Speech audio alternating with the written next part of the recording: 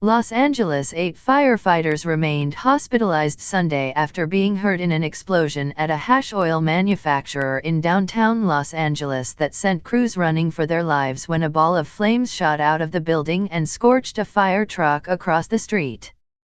The blast Saturday evening injured a dozen firefighters, including some who ran out onto sidewalks, where they tore off their burning protective equipment including melted helmets, officials said. "That was one of the worst scenes I've seen," said Los Angeles Fire Department Captain Erik Scott. He said one significant explosion shook the neighborhood around 6:30 p.m. Firefighters inside had to run through a wall of flames he estimated as 30 feet high and wide, and those on the roof scrambled down a ladder that was engulfed in fire. 3 firefighters were released after spending the night in the hospital, Fire Department spokesman Nicholas Prange said Sunday. Of the 8 that remained hospitalized, 2 were in critical but stable condition, he said. Officials initially announced that 11 firefighters were injured, but Prange said a 12th was treated and released for a minor injury. All were expected to survive. "The good news is everybody's going to make it," Mayor Eric Garcetti said at a late Saturday news conference outside the Los Angeles County University of Southern California Medical Center where all the injured were treated. "Things could have been so much worse," said Los Angeles Fire Department Medical Director Dr. Mark Eckstein, who works at the hospital and helped treat the injured. Scott said people at the scene described the explosion as sounding like a freight train or jet engine.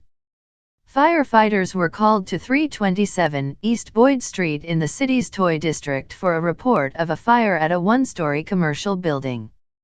There was light to moderate smoke when firefighters entered the building and went on the roof, normal procedures to try to quickly knock down any flames.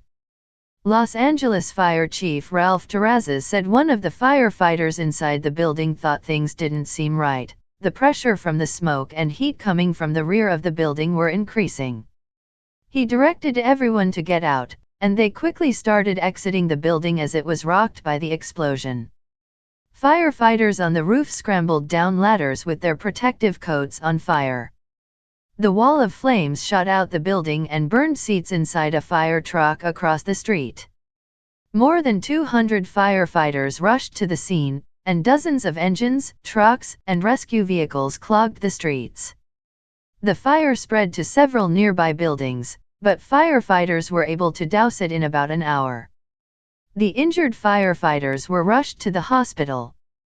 Those who remained at the scene, unaware of the seriousness of their colleagues' injuries, were traumatized by what had transpired, Terrazas said. "You can imagine the amount of emotional stress," he said. Scott said the building was a warehouse for smoke toques, which he described as a maker of butane honey oil.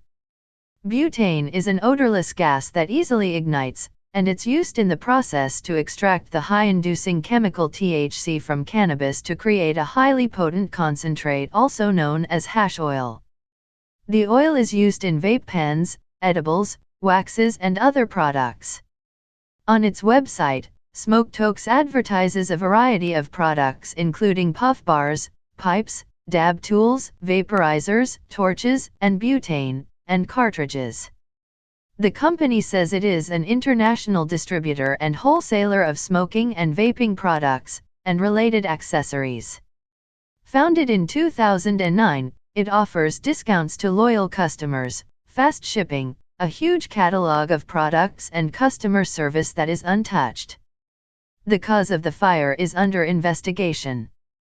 Associated Press writer Christopher Weber in Los Angeles contributed to this report.